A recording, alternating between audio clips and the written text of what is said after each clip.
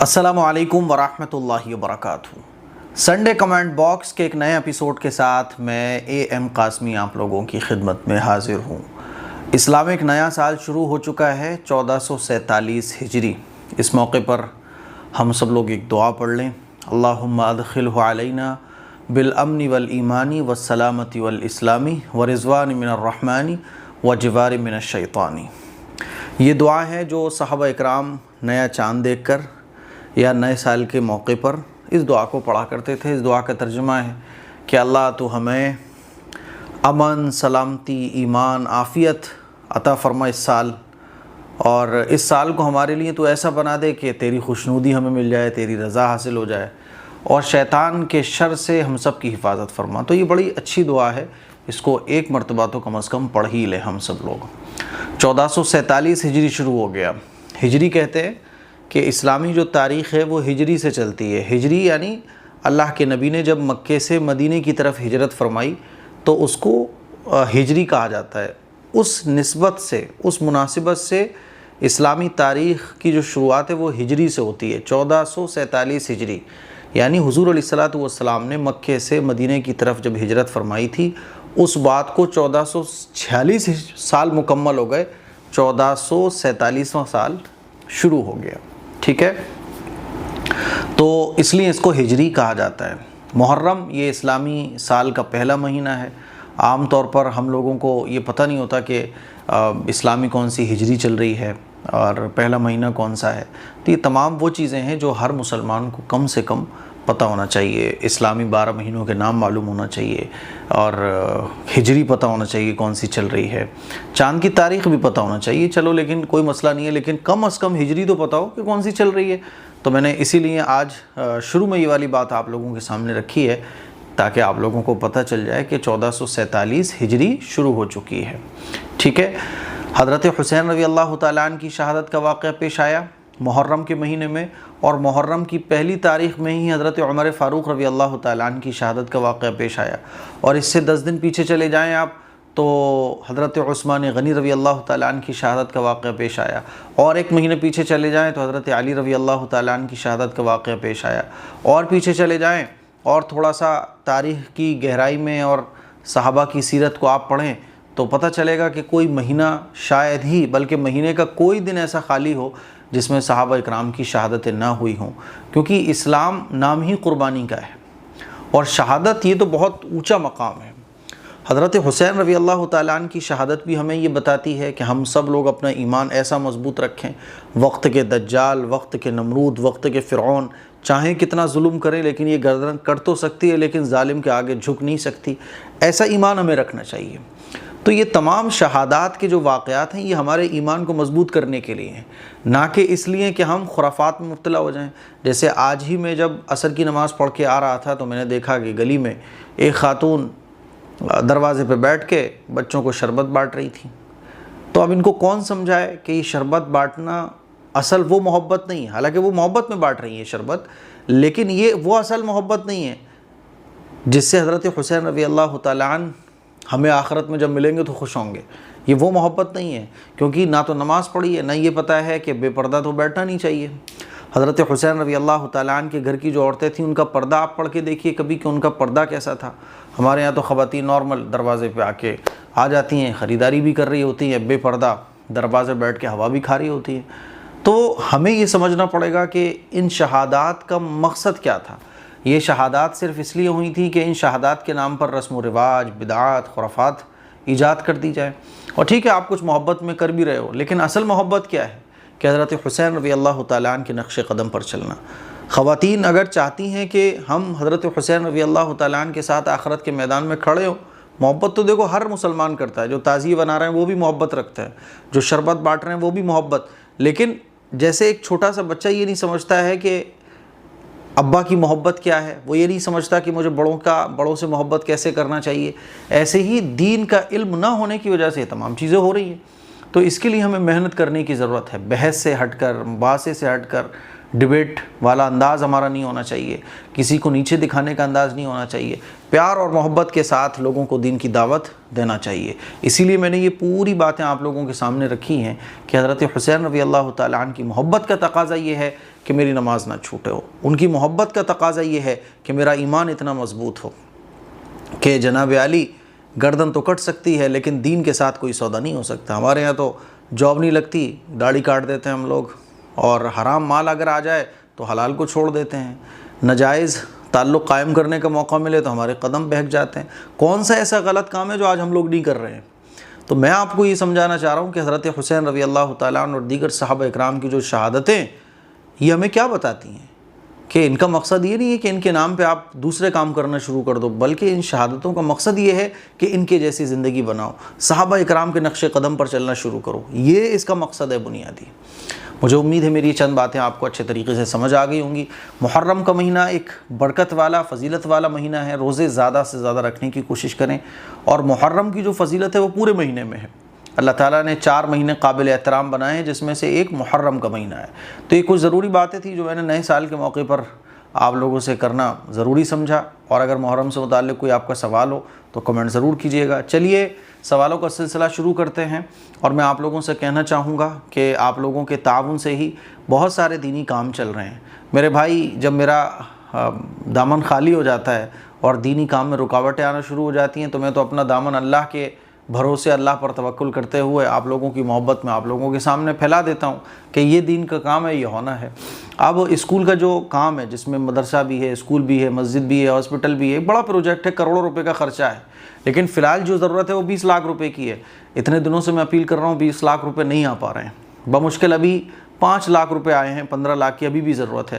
آپ لوگوں سے درخواست ہے جتنا ہو سکے تعاون کریں، فیروز آباد آ کے آپ جیسے چاہیں، آج کل فراڈ کا زمانہ بہت ہے، تو آئیے اپنی آنکھوں سے دیکھیے، کسی کو کوئی اگر اعتراض ہے تو آ کر اعتراض بھی دور کرے، اسٹیٹمنٹ دیکھیے، پورے خرچے دیکھیے، آپ کو خوشی ہوگی انشاءاللہ۔ بالکل صاف اور شفاف کام چل رہا ہے۔ چلیے، نشا پوچھتی ہیں مفتی صاحب مجھے کچھ پوچھنا ہے آپ سے، میرے نانا کے لیے، اچھا آپ سے پوچھنا ہے، میرے نانا کے لیے کسی نے حج کی تسبیح دی ہے پر میرے نانا نہیں پڑھتے ہیں، تو کیا وہ تسبیح میں لے سکتی ہوں؟ مجھے گناہ تو نہیں ملے گا، یا انہیں ہی دے دوں؟ Please reply.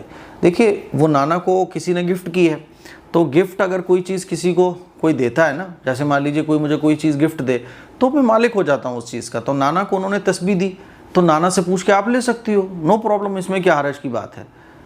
انہوں نے گفٹ کر دی نانا کو، اب نانا اس کے مالک ہو گئے، اب نانا اس کا جو چاہیں وہ کر سکتے ہیں۔ تو آپ اگر نانا سے بولیں کہ نانا مجھے دے دیجیے اور نانا آپ کو دے دیتے تو آپ رکھ لیں، لیکن نانا کی اجازت کے بغیر نہ لیں آپ، ٹھیک ہے؟ تو لے سکتی ہیں، اس میں کوئی حرج کی بات نہیں ہے۔ دا اسٹریٹ پاتھ، کبھی کبھی مجھے رات میں نیند نہیں آتی ہے یا پھر بیچ رات میں آنکھ کھل جاتی ہے تو میں پڑھنے بیٹھ جاتی ہوں، نیٹ کی تیاری کر رہی ہوں، تو ہماری امی کا کہنا ہے راتوں کو جاگتی ہے، ادھر ادھر بھٹکتی ہے، کہیں جنات وغیرہ تو نہیں آ گئے تجھ پہ، کیا ایسا سچ ہے مفتی صاحب؟ نہیں ہے تو امی تو ایسے بول دیتی ہیں۔ دیکھو، امی لوگ محبت رکھتی ہیں اپنے بچوں سے، ماں کی محبت ہی ایسی ہوتی ہے، ہماری امی بھی آج بھی بول دیتی ہیں۔ اب یہ میں سنڈے ایپیسوڈ پتہ ہے کتنے بجے ریکارڈ کر رہا ہوں؟ یہ میں رات کے 2:30 بج رہے ہیں اس وقت، رات کے 2:30 بجے ریکارڈ کر رہا ہوں، کیونکہ سنڈے میں پتہ نہیں ٹائم ملا کہ نہیں ملا، لائٹ آ رہی ہے کہ نہیں آ رہی ہے، کبھی لائٹ آتی ہے جاتی ہے، انورٹر میں بھی پرابلم ہو گئی ہے، تو پھر یہ لائٹیں بولنے لگتی ہیں کہ انورٹر ڈاؤن ہو گیا، تو بیچ میں بہت ڈسٹربینس ہوتی ہے، باہر کا بھی شور آ رہا ہوتا ہے، تو ہماری امی بھی ڈانٹ دیتی ہیں، کیا ہو گیا ابھی اتنی رات تک جاگ رہے ہو؟ تو دیکھو، مائیں تو ڈانٹتی ہیں، ان کا کام ہے ڈانٹنا، تو وہ محبت میں بول دیتی ہیں کہ جنات آ گیا ہے کہ نیند نہیں آ رہی ہے، تو اس کو اتنا کوئی سیریس نہیں لینا چاہیے، اور ماں کا کام ہے ڈانٹنا، جب امی ڈانٹے تو لیٹ جاؤ، پھر نیند نہیں آ رہی ہے تو پھر پڑھنے بیٹھ جاؤ، تو کوئی مسئلہ نہیں ہے، کوئی بھوت ووت نہیں آتا ہے، ڈرنا نہیں چاہیے، جتنا ڈر اپنے اوپر حاوی کرو گے اتنا ڈر لگے گا۔ اب دیکھو، یہ میرا 3rd فلور ہے، اور اہلیہ اور عافیہ دونوں اپنے نانی کے یہاں گئی ہیں، عافیہ، تو میں اس وقت 3rd فلور پر ہوں، اور باقی سارے گھر کے لوگ جو ہیں نا وہ سب سے نیچے ہیں، بیچ کا پورا خالی ہو جاتا ہے آدھی رات کے بعد، تو میں بالکل اکیلا ہوتا ہوں اوپر، کیونکہ مجھے پڑھنا لکھنا ہوتا ہے، تو کبھی کبھی ایسا ڈر کی کیفیت بن جاتی ہے، بشر ہے، انسان کو ڈر لگنا ہی فطری ہے، تو ایسے کبھی کبھی ڈر لگتا ہے تو میں زور سے بولتا ہوں اللہ، مطلب ڈر اگر آ بھی رہا ہے نا تو اس ڈر کو ختم کرنا ہے، تو ڈر لگ رہا ہوتا ہے، اگر میں اس ڈر کو حاوی کر لوں تو ڈر لگے گا، ڈر بڑھے گا، اور ڈر لگ رہا ہے تو اس ڈر کو ختم کرنے کی کوشش کروں، ڈر بھاگے گا، تو ڈر کو اپنے اوپر حاوی نہیں ہونے دینا، یہ بات میرے اچھے طریقے سے آپ لوگ سمجھ لو تو انشاءاللہ ڈر کبھی نہیں لگے گا. ڈر میں نے کبھی ایسے کبھی فیل ہوتا ہے نا بھائی، میں بھی تو انسان ہی ہوں نا، تو ایسے کبھی ڈر فیل ہوتا ہے تو اپنے ایمان کو مضبوط رکھتا ہوں کہ نہیں، اللہ کا کلام میرے ساتھ ہے، مجھے تو اتنی صورتیں یاد ہیں، تو ایسے اپنے آپ کو اسٹرانگ بنانا پڑتا ہے. ڈر کو ختم کرو، ڈر کو لگاؤ مت، تو ایسا کچھ بھی نہیں ہوتا ہے، آپ مت ڈرو. نمبر 2، کیا نشید سننا حرام ہے کیونکہ شاید اس میں پیچھے میوزک ہوتا ہے؟ دیکھو میوزک ایسا ہے جس میں ڈھپلی اور جو گانے والا میوزک ہے وہ ہے، اگر تو وہ نہیں سننا چاہیے. نارمل جو نشید ہے وہ سن سکتے ہیں. چلیے، شہناز انصاری نے پوچھا ہے، مفتی صاحب پلیز میرا سوال ضرور لے لیں، میں نے بہت سوال پوچھے ہیں مگر آج تک جواب نہیں ملا. اگر اب بھی جواب نہیں ملا تو پھر کبھی سوال نہیں کروں گی. چلو اللہ کا شکر ہے کہ آپ کا سوال مل گیا، ورنہ تو آپ کبھی سوال ہی نہیں کرتی پھر. اچھا جی، اگر کوئی لڑکا جب سے اس کی داڑھی آئی ہے کبھی نہیں کٹوائی، داڑھی رکھنا سنت ہے، واجب ہے، سنت نہیں ہے واجب ہے، مگر نماز پابندی سے نہیں پڑھتا ہے، تو اس کے لیے داڑھی رکھنا ٹھیک ہے یا نہیں؟ دیکھو اگر یہ داڑھی رکھنے والا سوال پوچھ رہا ہے تو میں یہی کہنا چاہوں گا کہ نماز بھائی پڑھو. نماز کیوں چھوڑ رہے ہو آپ؟ نماز نہیں چھوڑنا چاہیے. نماز تو داڑھی رکھنے والے کو بھی نہیں چھوڑنا چاہیے، بغیر داڑھی والے کو بھی نہیں چھوڑنا چاہیے. اور اگر یہ سوال کوئی اور پوچھ رہا ہے، یعنی یہ سوال آپ کا تو نہیں ہے لیکن آپ کے گھر میں کوئی ایسا ہے جو داڑھی رکھے ہوئے ہے لیکن نماز نہیں پڑھتا ہے، تو پھر سوال یہ ہے کہ وہ نہیں پڑھ رہا ہے تو آپ پڑھتے ہو. آپ اگر پڑھتے ہو تو پھر بہت اچھی بات ہے، تو پھر آپ کو دعا میں اسے یاد رکھنا چاہیے کہ اللہ تعالیٰ اس کو بھی نمازی بنا دے. باقی صرف داڑھی والوں پر اعتراض نہیں ہونا چاہیے. دیکھو نماز تو ہر مسلمان پر فرض ہے. اب آپ بولو کہ نہیں داڑھی والے پہ زیادہ فرض ہے، تو ایسا نہیں ہے. جس طرح سے بغیر داڑھی والے پر نماز فرض ہے، ایسے ہی داڑھی والے پر نماز فرض ہے. دیکھو 5 کام ہے، مان لیجئے دین کے 5 کام ہمیں کرنا ہے. اب کوئی ایک کر رہا ہے، 4 چھوڑے ہوئے، تو کم از کم ایک تو کر رہا ہے نا وہ پورا. اور جو 5 کے 5 نہیں کر رہا ہے تو وہ بڑا مجرم ہے، یا جو ایک کر رہا ہے وہ بڑا مجرم ہے؟ جو 5 کے 5 چھوڑا ہوا ہے وہ بڑا مجرم ہے. تو اسی طرح سے کچھ لوگ ہوتے ہیں ہم لوگ دیکھتے ہیں کہ انہوں نے داڑھی بھی رکھی ہوئی ہے، سب کچھ ہے، نماز نہیں پڑھ رہے. تو داڑھی رکھنا ایک الگ واجب ہے. اب انہوں نے داڑھی رکھنے والی عبادت کو مکمل کر لیا لیکن نمازیں چھوڑ رہے ہیں، تو داڑھی رکھنا ایک الگ واجب ہے. ٹھیک ہے، جیسے دین کے بہت سارے کام ہوتے ہیں، تو اس کا مطلب نہیں ہے کہ کوئی ایک کام کے ساتھ دوسرا کام جوائنٹ ہو. داڑھی رکھنا الگ واجب ہے، حرام سے بچنا ایک الگ دین کا کام ہے، حلال کو اختیار کرنا ایک الگ دین کا کام ہے، قرآن مجید کی تلاوت ایک الگ دین کا کام ہے، نماز پڑھنا ایک الگ ہے، حج ایک الگ ہے، روزہ ایک الگ عبادت ہے. تو ایسے ہی داڑھی رکھنا واجب ہے. رہی نماز تو اس کو نماز پڑھنا چاہیے، بھائی نماز کیوں چھوڑ رہا ہے؟ اور وہ نہیں، نماز تو ہر مسلمان کو پڑھنا چاہیے. لیکن پرابلم کیا ہوتی ہے کہ ہم صرف داڑھی والوں پر اعتراض کرتے ہیں. مان لیجیے 5 دوست بیٹھے ہوئے ہیں. اب 5 دوست جب بیٹھے ہوئے ہیں تو ایک اس میں نماز وغیرہ پڑھتا ہے، اس کی داڑھی وغیرہ بھی ہے. اب اذان ہو گئی تو چاروں دوست کیا بولتے ہیں اسے ایک سے، جاؤ ملا جی، حافظ صاحب جاؤ، اذان ہو گئی، نماز پڑھ کے آؤ. بھائی یہ کیا طریقہ ہے؟ کیا وہ نماز صرف اسی حافظ صاحب کے اوپر فرض ہے، باقی 4 پر نہیں ہے؟ تو اب اگر آپ کوئی اس کو ٹوک رہا ہے جو نماز پڑھنے نہیں جا رہا تھا، تو اس کو لوگ ٹوک رہے ہیں نماز پڑھنے نہیں جا رہا ہے، حافظ صاحب نماز پڑھ کے آ جاؤ، اذان ہو گئی ہے. تو یہ تو حد درجے کی مطلب بے شرمی ہے کہ آپ یہ سمجھ رہے ہو کہ میرے اوپر تو نماز فرض ہی نہیں ہے. جس طرح سے وہ حافظ پر نماز فرض ہے، جس طرح سے وہ عالم پر نماز فرض ہے، ایسے ہی آپ کے اوپر بھی فرض ہے. تو ایسا بہت دیکھنے کو آتا ہے. تو اسی لیے داڑھی اگر کسی کی نہیں ہے، داڑھی ہے تو اس کو بھی نماز پڑھنا چاہیے، جس کی داڑھی نہیں ہے اس کو بھی نماز پڑھنا چاہیے. داڑھی ایک الگ عبادت ہے. مان لیجئے کوئی داڑھی کے بغیر اس دنیا سے جاتا ہے، کوئی داڑھی کے ساتھ جاتا ہے نا، تو جس کی داڑھی نہیں ہے اس سے حساب ہوگا تم نے داڑھی کیوں نہیں رکھی، کیونکہ داڑھی رکھنا اسلام میں واجب ہے. تو یہ بات بڑی سمجھنے کی ہے. ٹھیک ہے، چلیے. اچھا جی، چلو سوال کا جواب آپ کو میں نے بہت ڈیٹیل کے ساتھ دے دیا ہے. سہین علی پتہ نہیں کیا نام ہے، کزنس برادرز کے سامنے فیس بھی کور کرنا ہوگا کیونکہ وہ تو نامحرم ہے، پلیز بتائیے. دیکھیے کچھ کزن تو وہ ہوتے ہیں جو کبھی کبھی آتے ہیں، یعنی سال میں 6 مہینے میں، دوسرے کہیں وہ دور رہتے ہیں، ہمارے گھر میں نہیں رہتے، جوائنٹ فیملی میں نہیں رہتے، یعنی وہ کزن ہیں جو کہیں اور رہتے. ایک تو تھا جوائنٹ فیملی میں جو کزن ہیں ہمارے چچا کے بچے ہیں، تاؤ کے بچے ہیں، اور تو فیملی بہت بڑی ہے مان لیجیے ہماری. تو چچا تاؤ کے بچے ہیں، ابھی آ رہے ہیں، کبھی جا رہے ہیں، کبھی آ رہے ہیں، کبھی آ رہے ہیں، کچھ پتہ ہی نہیں ہے. تو اس موقع پر ہمیں اتنا خیال رکھنا پڑے گا کہ ہمارا چہرہ، دونوں ہتھیلی اور دونوں ہاتھ کم از کم کھلے رہیں ہم گھر میں، کیونکہ ان کا کچھ پتہ نہیں ہے کب آ جائیں کب چلے جائیں. اور جب وہ آ جائیں تو ہم بچنے کی کوشش کریں جتنا ہو جائے، تنہائی اختیار نہ کریں، فالتو کی بات نہ کریں. ٹھیک ہے، اس سے اچھا کبھی کبھی کیا ہوتا ہے کہ باہر کے لوگ بھی ہیں لیکن گھر اتنا شارٹ ہے، گھر اتنا چھوٹا ہے، ایک ہی روم ہے، جیسے ممبئی میں لوگ رہتے ہیں ایک ہی روم ہے، اب وہیں چولہا ہے، وہیں سب کچھ ہے، کیسے پورا فیس کور کریں؟ تو وہاں پہ بھی اتنی گنجائش ہے کہ آپ چہرے کو کھول سکتی ہیں، اور جیسے نماز میں دوپٹہ باندھتے ہیں اس طرح سے دوپٹہ باندھ کے آپ جتنا ہو سکے بہرحال اپنے اعتبار سے بچ کر آپ پردے کا اہتمام کر سکتی ہیں، ٹھیک ہے؟ چلیے، روبینہ سلیم پوچھتی ہے، مفتی صاحب میں آپ کا ہر ایپیسوڈ سنتا ہوں، بہت اچھا لگتا ہے، میرا بیٹا ڈگری میں پڑھ رہا ہے، اس کی پڑھائی اچھے سے ہو جائے، دعا کیجیے۔ میرا سوال ہے کہ میرا دوسرے بیٹے کا نام ارحان ہے، تو اس نام کے اوپر بہت ویڈیو تھے، یہ نام نہیں رکھنا چاہیے، تو میں نے اپنے بیٹے کا نام ارحم چینج کر دیا ہے، یہ نام کیسا ہے پلیز بتائیے، میں پہلی بار سوال پوچھ رہی ہوں۔ آپ نے ارحم کر دیا، کوئی بات نہیں ہے، ارحم کہتے ہیں جس کے دل میں بہت زیادہ رحم ہو، تو ارحم نام کوئی مسئلہ نہیں ہے، ٹھیک ہے۔ XYZ مہتا جی، ان کے بہت سارے سوالات ہیں۔ نمبر 1، کسی کے انتقال ہو جانے کے بعد قرآن خوانی نہیں کرانا چاہیے؟ ہمارے گاؤں میں پہلے قرآن خوانی ہوتی تھیں، انہوں نے سوال پوچھا ہے، اب قرآن خوانی نہیں ہو رہی ہیں، وہ لوگ کہتے ہیں کہ قرآن خوانی نہیں کرنا چاہیے۔ دیکھو اصل ہے ایصال ثواب، بہت اس کو میں نے کئی بار مسئلے کو بیان کیا ہے، اصل ہے ایصال ثواب، یعنی آپ کے جو مرحوم ہیں جو اس دنیا سے چلے گئے ان کو آپ کو ایصال ثواب کرنا ہے، تو ایصال ثواب کے لیے کیا نا وہ قرآن خوانی کرو صاحب، لوگ آتے ہیں زبردستی پڑھ رہے ہوتے ہیں، تو یہ اچھا طریقہ نہیں ہے، بلکہ ایصال ثواب کے لیے تو جب آپ کو اپنے مرحوم کی یاد آ جائے اور مان لیجیے خبر ملی کہ وہ تو دنیا سے چلے گئے، تو اسی وقت ہم ایصال ثواب کرنا شروع کر دیں، جو بھی صورتیں ہمیں یاد ہیں زبانی، سورہ اخلاص ہے، چاروں قل ہیں، آیت الکرسی ہے، سورہ فاتحہ ہے، اور بھی جو صورتیں آپ کو یاد ہوں پڑھ کے آپ ایصال ثواب کر سکتے ہیں، ان کے نام سے صدقہ کر سکتے ہیں، ان کے نام سے صدقہ جاریہ کر سکتے ہیں، تو جتنے بھی نفلی عبادات کے کام ہیں ان کے نام سے کر سکتے ہیں، تو یہ تو ایصال ثواب کا طریقہ ہے، جب بھی یاد آ جائے تو صورتیں وغیرہ پڑھیں اور ان کے لیے مغفرت کی دعا کریں، یہ ایصال ثواب کا طریقہ ہے۔ رہی بات قرآن خوانی کی، تو قرآن خوانی جو ہمارے معاشرے میں چلتی ہیں فی الحال وہ درست نہیں ہے، مناسب نہیں ہے نا، اس میں قرآن کا جیسا ادب ہونا چاہیے ویسا نہیں ہو پاتا ہے، تو اس سے بہرحال بچنا چاہیے۔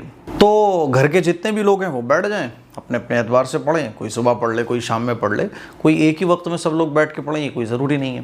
تو اصل ہے قرآن مجید کا پڑھنا، ٹھیک ہے، تو قرآن مجید تو آپ پڑھ کے کبھی بھی ایصال ثواب کر سکتے ہیں۔ چلیے، اور کسی کے انتقال کے بعد 3-4 دن تک سارے رشتہ دار کھانا بنوا کر 3-4 دن تک کھاتے ہیں اور لاسٹ میں گھر والے کھلاتے ہیں، تو یہ تو غلط ہے نا مفتی صاحب؟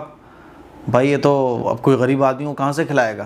تو کھانا وانا کھلانے کا جو چلن ہے، دیگے بنوانا اور 10واں پھر 30 پھر 40واں، تو یہ مناسب نہیں ہے، ٹھیک ہے۔ ہاں، جو دور سے مہمان آئے ہوتے ہیں میت کو دیکھنے کے لیے، میت میں شامل ہونے کے لیے، کفن دفن میں شامل ہونے کے لیے رشتہ دار اعزاء و اقارب دور دراز سے آتے ہیں، تو ان کے کھانے کا انتظام کوئی بھی کر سکتا ہے، باقی رسماً جو کھانے ہوتے ہیں ان کو چھوڑنا چاہیے۔ اقصیٰ پوچھتے ہیں، مفتی صاحب میرا سلیٹ پینسل کھانے کا بہت من کرتا ہے، کیا میں یہ کھا سکتی ہوں؟ ہم نے سنا ہے کہ مٹی کھانا حرام ہے۔ من تو بہت کچھ کرتا ہے، تو کیا من جو کچھ کرے گا وہ کر لیا جائے گا؟ من کرے گا سگریٹ پینے کا تو سگریٹ پی لو گی، من تو کرے گا گٹکا کھانے کا گٹکا کھا لو گے آپ، من تو بہت سارے غلط کاموں کا کرے گا، تو یہ تو نہیں ہے کہ من جس چیز کا کرے وہ کرنا ہے۔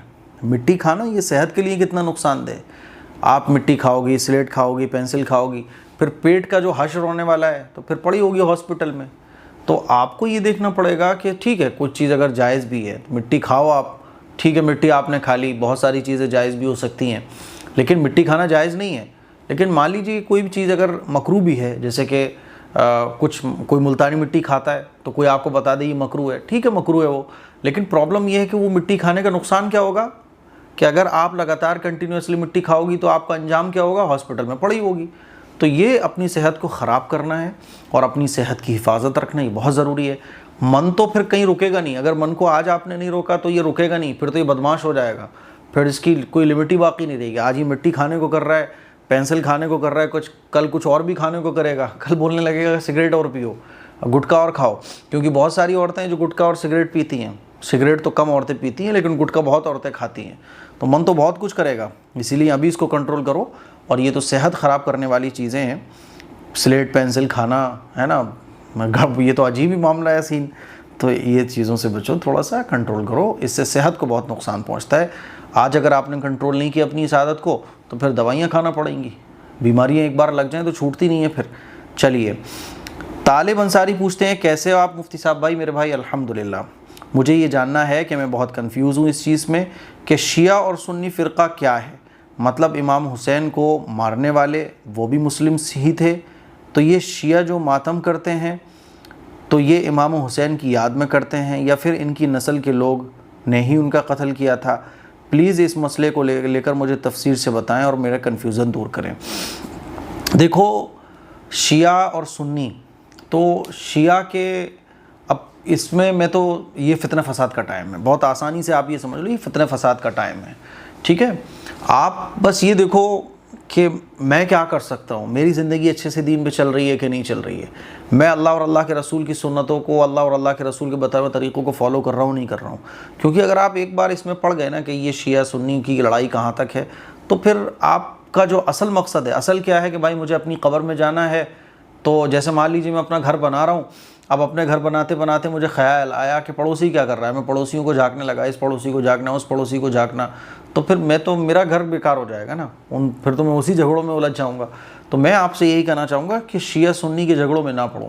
اللہ کے نبی صلی اللہ علیہ وسلم نے ایک مرتبہ ایک صحابی سے کہا کہ ایک وقت وہ آئے گا کہ فتنے فساد بہت عام ہوں گے۔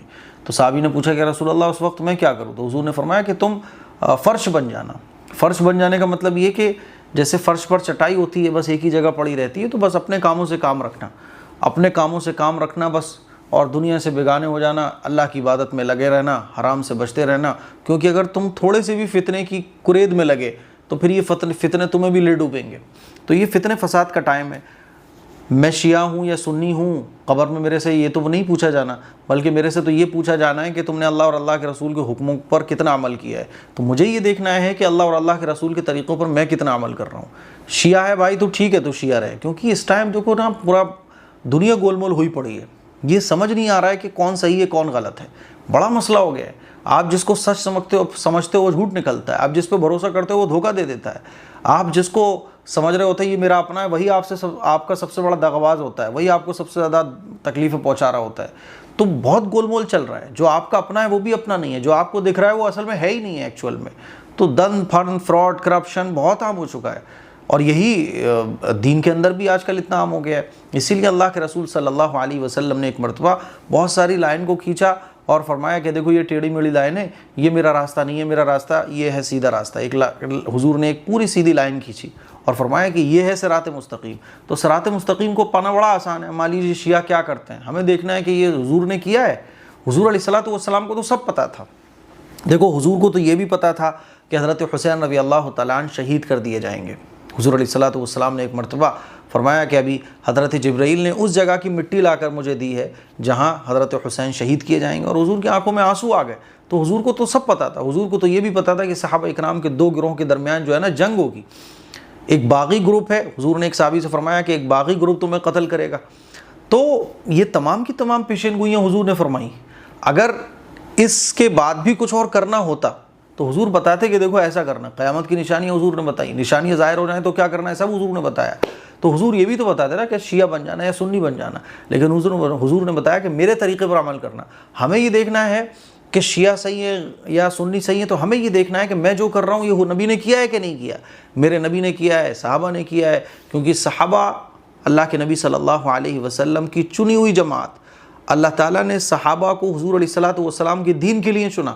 مجھے یہ دیکھنا ہے کہ میرا طریقہ ان دونوں سے میچ کھا رہا ہے کہ نہیں کھا رہا، میرے سے مولانا سے میچ کھا رہا ہے یہ نہیں دیکھنا، بریلویوں کے فرقے سے میچ کھا رہا ہے یا دیوبندیوں کے فرقے سے میچ کھا رہا ہے یہ نہیں دیکھنا، شیعہ کے طریقے سے یا سنی کے یہ نہیں دیکھنا۔ مجھے یہ دیکھنا ہے کہ میرا جو کام ہے وہ اللہ اور اللہ کے رسول کے صحابہ کے طریقے پر ہے تو بس بہت اچھا۔ یہ طریقہ ہے فتنے فساد سے بچنے کا۔ فرقے میں مت پڑھو، آپ پڑھنا ہی ہے تو اسٹڈی کے طور پہ آپ کوئی بھی کتاب پڑھ سکتے ہو، لیکن وہ بھی آج کل میں بول رہا ہوں نا کہ جو کتاب آپ پڑھ رہے ہو وہ کتاب کتنی اوتھینٹک ہے، پھر یہ بھی دیکھنا پڑے گا۔ اسی لیے جو طریقہ میں نے بتایا آپ اس پر عمل کرو، ورنہ بہت یوں جھولا چل رہا ہے گول گول۔ اس میں آپ اگر ایک بار آ گئے نا اس بھنور کے اندر، یہ جو گھوم رہا ہے اس میں آ گئے آپ، چلو دیکھتا ہوں یہ گھوم رہے ہیں دیوبندی، بریلوی، اہل حدیث، شیعہ، سنی، یہ پورا ایک چکر چل رہا ہے۔ اس کے اندر اگر آپ گھس گئے نا تو ایک بھنور ہے یہ پورا، یہ آپ کو ایسے لے جائے گا کہ آپ کو یہ نہیں سمجھ آئے گا کہ میں کروں تو کروں کیا پھر۔ تو اسی لیے جو میں نے بتایا اس پر عمل کیجئے گا، ٹھیک ہے۔ چلیے قتل جس نے کیا تو دیکھو وہ لوگ باغی گروہ تھا، اور اسلام اور مسلمانوں کے بھیس میں جو ہوتا نا منافقین، وہ گروہ تھا جو اسلام اور مسلمانوں کو نقصان پہنچانا چاہتا تھا۔ تو اس طرح کا گروہ تھا، یہ تو ڈائریکٹلی نہیں کہا جا سکتا نا کہ یہ وہی ہے۔ اس زمانے کی سچویشن الگ تھی، اس زمانے کی سچویشن الگ ہے. تو اس پہ انشاءاللہ میں کبھی ڈیٹیل سے ویڈیو بناؤں گا اور پورا واقعہ آپ کو سناؤں گا. ٹھیک ہے. چلیے ممی، اچھا ممی کیا نام ہے، کیا نام لکھا ہے یار یہ، ممتاز منصوری. واہ واہ، لیکن اسپیلنگ آپ لوگ ایسے لکھتے ہو، اسپیلنگ ٹھیک کیا کرو، کم از کم ہمارے نام کی اسپیلنگ تو ٹھیک ہونا چاہیے نا. اچھا مفتی صاحب میرے 3 سوال ہیں. نمبر 1، فجر نماز کی جماعت کے بعد سلام پڑھنا ضروری ہے کیا؟ اب دیکھو یہ بھی وہی مسئلہ آ گیا، فجر نماز کے بعد سلام پڑھنا ضروری ہے کیا؟ اب نماز پڑھی آپ نے، نماز پڑھنے کے بعد آپ سلام پڑھنے کھڑے ہو گئے، حالانکہ نماز کے اندر آپ آلریڈی سلام پڑھ چکے ہو. بہت سارے لوگ، ایک دفعہ کیا ہوا کہ نماز کے بعد میں نے سلام نہیں پڑھا ایک جگہ، تو وہ لوگ میرے اوپر کہنے لگے آپ نے سلام نہیں پڑھا، آپ کو تو سلام پڑھنا چاہیے. میں نے کہا بھائی نماز کے اندر میں سلام پڑھ کے آیا ہوں. ہم ہر مسلمان سلام پڑھتا ہے، بغیر سلام پڑھے تو ہماری نماز نہیں ہوتی ہے. دیکھو ہم جب نماز پڑھتے ہیں نا تو اتحیات میں بیٹھتے ہیں، تو اتحیات پڑھتے ہیں تو کیا آتا ہے، السلام علیک ایھا النبی ورحمۃ اللہ وبرکاتہ. یہی تو سلام ہے. سلام کے بغیر تو نماز نہیں ہوتی ہے. تو سلام تو ہر مسلمان پڑھتا ہے. اگر مان لیجئے وہ 2 رکعت نماز پڑھ رہا ہے تو سلام مینڈیٹری ہے. تو سلام پڑھنے کا جو سب سے بیسٹ طریقہ ہے، اگر وہ یہ ہوتا کہ نماز پڑھنے کے بعد آپ کھڑے ہو کے سلام پڑھو، اگر یہ بیسٹ طریقہ ہوتا تو اللہ تعالیٰ پھر اتحیات میں بیٹھ کے سلام کیوں پڑھواتا، السلام علیک ایھا النبی ورحمۃ اللہ وبرکاتہ. تو یہ بیسٹ طریقہ ہے. اور سلام تو آپ جب چاہیں جب پڑھ سکتے ہیں، السلام علیک ایھا النبی ورحمۃ اللہ وبرکاتہ. کھڑے ہو کے بھی پڑھ سکتے ہیں، بیٹھ کے بھی پڑھ سکتے ہیں. اب لوگوں نے بنا دیا نئے اسٹائل میں کہ نہیں صاحب وہ نماز کے بعد کھڑے ہو کے پڑھنا ہے. اگر ایسے سلام پڑھا جا رہا ہوتا تو نماز کی سنتیں کتنی ہیں، کتنی ہیں نماز کی سنتیں. اگر یہ سنت ہوتا تو ہوتا کہ نماز کی سنتیں اتنی ہیں. ایک سنت نماز کی یہ ہے کہ نماز مکمل کرنے کے بعد سلام پڑھنا، یا حضور کے زمانے میں نماز مکمل ہونے کے بعد سلام پڑھا جاتا تھا ایسے، یا حضور کے بعد ایسا دیکھ سنا آپ نے کبھی؟ نہیں سنا نا. نماز کی سنتیں آپ پڑھتے ہو، اتنی سنتیں ہے نا، تحیات میں ایسے بیٹھنا سنت. کبھی آپ نے دیکھا نماز کی سنت یہ؟ تو پتہ ہی چلا کہ یہ سنت نہیں ہے، بعد میں لوگوں نے ایجاد کر لیا ہے. تو کوئی اگر کھڑے ہو کے پڑھ دو کوئی مسئلہ نہیں ہے. پرابلم یہاں کریٹ ہوتی ہے کہ جب کھڑے ہو کر سلام پڑھنے والے یہ کہتے ہیں کہ نہیں جی سب کو ہی کھڑے ہو کے سلام پڑھنا چاہیے، اور نہیں جی ہم جو ایسے پڑھ رہے ہیں نا نماز کے بعد کھڑے ہو کے سلام، یہی سلام پڑھنے کا طریقہ بیسٹ ہے. اور جو لوگ نہیں پڑھتے ہیں وہ وہابی ہو گئے، دیوبندی ہو گئے. یہیں سے پرابلم کریٹ ہوتی ہے کہ کوئی اگر مباح عمل ہے، کوئی جائز کام ہے، آپ اس کو ضروری سمجھو، اور اتنا ضروری سمجھو کہ آپ یہ سمجھنے لگو کہ اس کو نہ کرنے والا وہ سنت کو چھوڑنے والا ہے، بلکہ فرض کے برابر چھوڑنے والا مجرم ہے وہ. یہی وہ چیز ہے، پھر وہ بدعت بن جاتی ہے. تو اسی لیے اس طرح سے سلام پڑھنا کوئی ضروری نہیں ہے. نمبر 2، جمعے کی نماز میں کچھ لوگ جماعت سے پہلے 4 رکعت سنت پڑھتے ہیں. جی جمعے سے پہلے 4 رکعت سنت ہے. پھر کچھ لوگ 6 رکعت، جی 6 پڑھی جاتی ہیں. دیکھو 14 رکعت ہوتی ہیں ٹوٹل، 4 رکعت پہلے، پھر 2 فرض 6 ہو گئے، پھر 4 رکعت کتنے ہو گئے 10، پھر 2 سنت، پھر 2 نفل، تو 14 ہو گئے. نمبر 3، اپنے گھر یا شاپ یا آفس میں صبح شام اگربتی لگانا کیسا ہے؟ اگربتی خوشبو کے لیے ہوتی ہے. اب وہ اگربتی مزاروں پہ لگ کے، مسجدوں میں لگ کے، لوگ یہ سمجھنے لگے ہیں کچھ لوگ تو کہ اگربتی کا دین اسلام سے کوئی تعلق ہے. تو میرے بھائی اگربتی کا دین اسلام سے کوئی تعلق نہیں ہے. اگربتی کا کام ہے خوشبو پیدا کرنا. خوشبو کے لیے ہم لوبان لگاتے ہیں، عطر لگاتے ہیں، تو ایسے لوگ اگربتی بھی جلاتے ہیں. تو آپ کی چوائس ہے بھائی، اگربتی جلانا ہے تو جلاؤ. ہم تو اگربتی مچھر بھگانے کے لیے جلاتے ہیں. ہو سکتا ہے کچھ لوگ برا مان جائیں، کہہ رہے ہیں مفتی صاحب اگربتی مچھر بھگانے کے لیے جلا رہے ہو، کیونکہ اگربتی لگا دی، لائٹ نہیں آ رہی ہوتی ہے، مچھر بھاگ جاتا ہے، دھواں ہو جاتا ہے اس سے. تو اگربتی کا کام ہے خوشبو، ٹھیک ہے، اور مچھر بھگانا، اس کے علاوہ اور کوئی کام نہیں ہے. زینت خان، میں پہلی بار سوال کیا لیکن کوئی ریسپانس نہیں ملا، پھر بھی ایک بار پوچھ رہی ہوں، بیٹھ کر نماز پڑھتے ٹائم پیر درد کرے تو سائڈ بدل سکتے ہیں؟ ناراض نہ ہو میری بہن، سائڈ بدل سکتے ہیں. اگر پیر میں درد ہو رہا ہے تو سائڈ بدلی جا سکتی ہے، ٹھیک ہے. آسمینہ بانو پوچھتی مفتی صاحب میرا سوال ہے کہ کیا بغیر وضو کے سجدہ شکر کر سکتے ہیں؟ دیکھو بغیر وضو کے سجدہ شکر نہیں کر سکتے، ٹھیک ہے. سجدہ شکر کرنے کے لیے وضو کا ہونا ضروری ہے. چلیے اکمل حسن پوچھتے ہیں مفتی صاحب آپ مجھے بہت ویک لگ رہے ہیں. ارے بھائی صاحب دعا کرو آپ لوگ یار، بس کچھ ویسے تو اللہ کا شکر ہے میں ایک دم فٹ فاٹ ہوں، اللہ کا شکر ہے، کبھی کوئی پرابلم نہیں ہوتی، کوئی تکلیف نہیں ہوتی. لیکن تقریباً 1 سال سے جو ہے نا چھوٹی چھوٹی پرابلمس لگی ہوئی ہیں، چھوٹی چھوٹی پرابلمس. تو اس لیے ہو سکتا ہے میں آپ کو ویک لگ رہا ہوں، یا ایسا بھی سمجھ لو کہ بال ہلکے ہو رہے ہیں اس لیے ویک لگ رہا ہوں. آپ پرانی ویڈیوز دیکھتے آ رہے ہو، پھر آپ نے اچانک سے ایک بال چھوٹے والی ویڈیو دیکھ لی تو بال کٹوا کے ہو تو ویسے ہی بہت چھوٹے لگتے ہیں، اور آج تو میں اور ویک لگ رہا ہوں گا آپ کو. کیونکہ آج میں نے اور بال چھوٹے کرا لیے، گرمی بہت ہو رہی تھی۔ ہاں تھوڑی بہت پرابلم تو ہیں، اللہ تعالیٰ شفا عطا فرمائے، آپ لوگ دعا کیجئے گا، ٹھیک ہے۔ اچھا جی، محمد یونس پوچھتے ہیں ناظرہ قرآن پڑھانے سے اچھا آپ لوگ عربک لینگویج پڑھاتے؟ ارے یار، تو عربک لینگویج کا نمبر تو عربی سیکھنے کے بعد ہی آتا ہے۔ یہ تو وہی ہو گیا کہ اے بی سی ڈی پڑھانے کے بجائے آپ ہائی اسکول کی تیاری کرواتے۔ ارے تو بابو جی، اے بی سی ڈی کے بغیر ہائی اسکول کی تیاری کیسے ہو جائے گی؟ شروعات تو چھوٹا بڑا اے بی سی ڈی سے ہی ہوگی۔ یہ وہ لوگ ہوتے ہیں نا نیم حکیم خطرے جان، وہی ہوتے ہیں جنہوں نے آدھا ادھورا علم حاصل کر لیا ہوتا ہے۔ عربک لینگویج پڑھاتے، اگر آپ صرف عربک پڑھا دیں گے تو قرآن ہم خود سمجھ پاتے۔ ارے بابو جی، اس کا نمبر بعد میں آتا ہے، ڈائریکٹ چھت پہ کیسے پہنچو گے آپ؟ دھیرے دھیرے تو پہنچو گے، پہلے قرآن مجید پڑھنا سیکھو گے، جب قرآن مجید پڑھنا سیکھ جاؤ گے پھر عربی پڑھنا سیکھو گے، عربی پڑھنا سیکھ جاؤ گے تو ترجمہ کرنا سیکھ جاؤ گے۔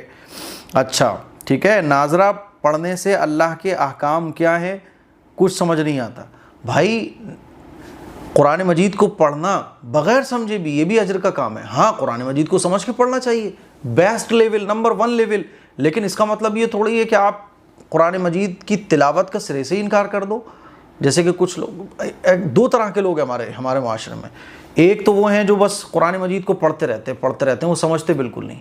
ایک وہ ہیں جو قرآن مجید کو سمجھنے کو ہی سب کچھ کہتے، بولتے ہیں اگر تلاوت کر رہے تو غلط ہے، بس قرآن مجید کو ترجمے کے ساتھ پڑھو ورنہ پڑھو ہی مت ہی، ہے نا۔ تو یہ دونوں لوگ غلط ہیں۔ قرآن مجید کی تلاوت کا الگ ثواب ہے، اور قرآن مجید کو سمجھ کر پڑھنا تو بھائی پھر ہے ہی سبحان اللہ، نمبر 1 ہے وہ تو پھر۔ لیکن اس کا مطلب یہ نہیں ہے کہ آپ قرآن مجید کو بغیر سمجھے پڑھنے کا انکار کر دیں۔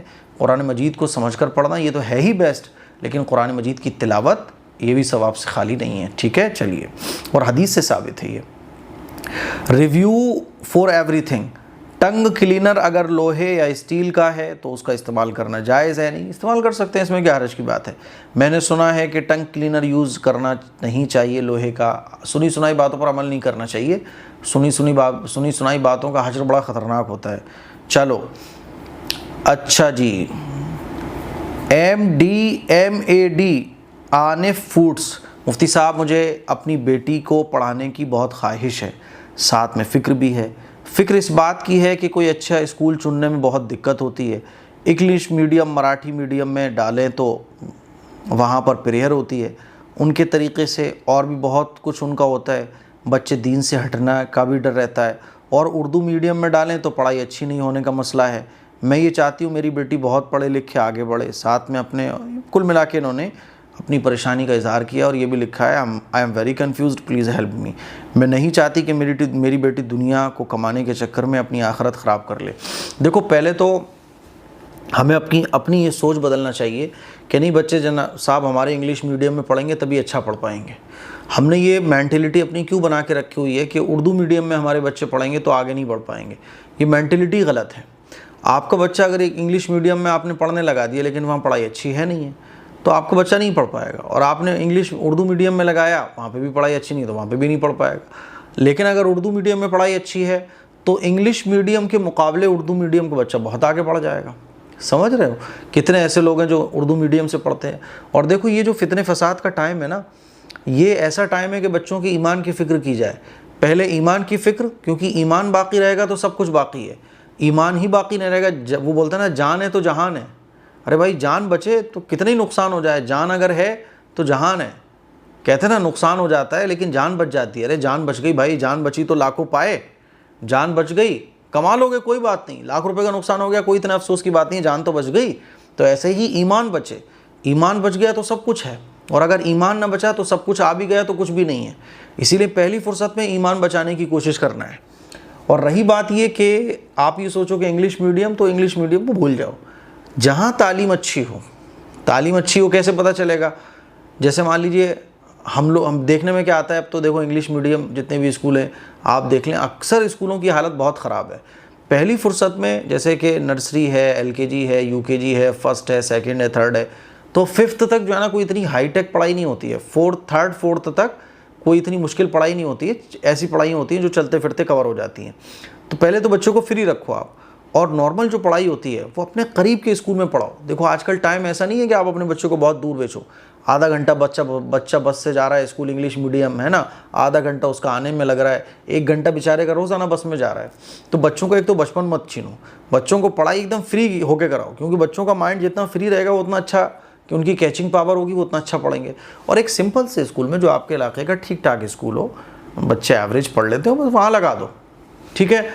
बच्चा अब हाई स्कूल तक उसको पढ़ाओ, हाई स्कूल के साथ साथ उसकी इंग्लिश की ट्यूशन अलग से लगा दो, बस इंग्लिश की ट्यूशन आप अच्छी से लगा दो। बस क्या चाहते हो आप, इंग्लिश समझ जाइए, तो इंग्लिश मीडियम में बच्चों को हम क्यों पढ़ाते हैं? नहीं साहब, बच्चे इंग्लिश अच्छे से समझ जाएंगे। और देखने में क्या आता है कि बच्चे 10th तक पहुंच जाते हैं, इंटर भी कर लेते हैं इंग्लिश मीडियम से, लेकिन उनको ठीक से इंग्लिश नहीं आती, उनकी राइटिंग बेकार, उनको ठीक से लिखना नहीं आता, बोलना नहीं आता। ये अक्सर बच्चों का हाल है जो मैं जानता हूँ। तो आप एक इंग्लिश ट्यूशन लगा दो, बाकी बच्चों को फ्री रखो, नॉर्मल पढ़ाई लगाओ, कोई मसला नहीं है। आगे बढ़ के जितना अल्लाह को करना होगा अल्लाह कर देगा, बहुत ज़्यादा टेंशन लेने की ज़रूरत नहीं है। लेकिन जो मैंने शुरू में बात कही कि बच्चे की ईमान की हिफाजत करो, ठीक है। देखो, मैं अगर अपनी बात करूँ, मैं खुद उर्दू मीडियम हिंदी मीडियम के स्कूल से पढ़ा हूँ, और मैंने 4th क्लास तक पढ़ा। बस 4th क्लास पढ़ने के बाद मैंने क्विट कर दिया, हिफ्ज़ करने चला गया। उसके बाद हिफ्ज़ करने के बाद डायरेक्ट मैंने 9th में एडमिशन लिया, और 6 महीने के अंदर मैंने पूरी पढ़ाई को कवर कर लिया। तो होता क्या है कि आप बच्चे के अंदर पढ़ने का शौक़ पैदा करो और उसको शॉर्ट टाइम में लॉन्ग काम कराने की कोशिश करो। हम लोग क्या चाहते हैं कि नहीं, लॉन्ग करो, शॉर्ट काम को लॉन्ग में करवाते हैं, और ये सोचते हैं कि इससे इसकी बुनियाद मजबूत होगी। तो ऐसा कुछ भी नहीं है। तो बच्चों की पढ़ाइयों में इतने कोई तूफ़ान नहीं होते कि उनको 1 घंटा जाने का, 1 घंटा आने का, और इंग्लिश मीडियम पहाड़ हाई फाई स्कूलों में डाला जाए। ये सब चोचलेबाजी हैं।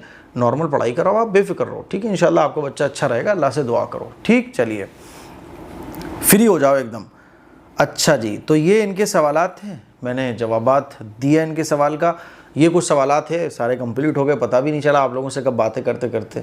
तो मुझे उम्मीद है कि संडे एपिसोड आज का आपको पसंद आया होगा, और इस क्लिप को शेयर करें, दूसरों तक पहुंचाएं। अगले संडे एपिसोड के लिए कमेंट बॉक्स में सवाल कीजिएगा, और इंशाल्लाह अगले जो संडे आएगा, तो हम, चूँकि अगले संडे में 10 मुहर्रम होगा, तो हम इंशाल्लाह सैटरडे में ही संडे एपिसोड अपलोड करेंगे रात को, ताकि संडे से पहले आप लोगों को बहुत सारी इल्म की बातें पता चल जाएं। अपना सवाल कमेंट बॉक्स में कमेंट कीजिएगा। ये एपिसोड फैमिली के साथ देखिए, सबको शेयर कीजिए, और इसी तरह से पाबंदी के साथ संडे एपिसोड देखते रहिए। दुआओं की गुजारिश है।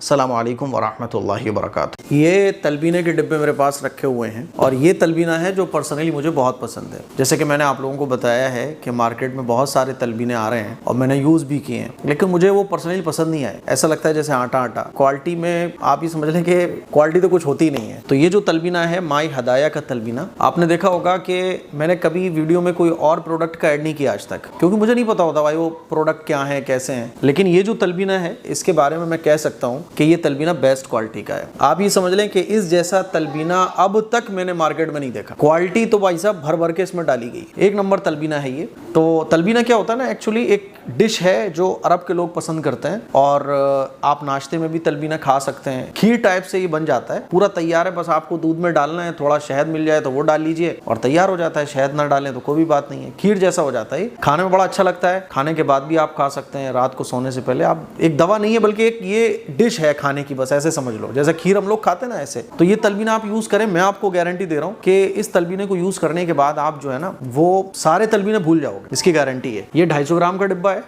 और ये जो है ना 600 ग्राम का डिब्बा है। एक बार अगर आपने इसको इस्तेमाल कर लिया तो इंशाल्लाह आपको फिर कोई और पसंद नहीं आएगा। और बेशुमार इसके फायदे जानते होंगे आप लोग, नहीं जानते तो गूगल कर लीजिएगा। तो अभी ऑर्डर कर सकते हैं आप इस नंबर पर भी, या वेबसाइट पे जाके myhadaya.in वेबसाइट पे भी आप ऑर्डर कर सकते हैं। अस्सलामु अलैकुम वरहमतुल्लाह।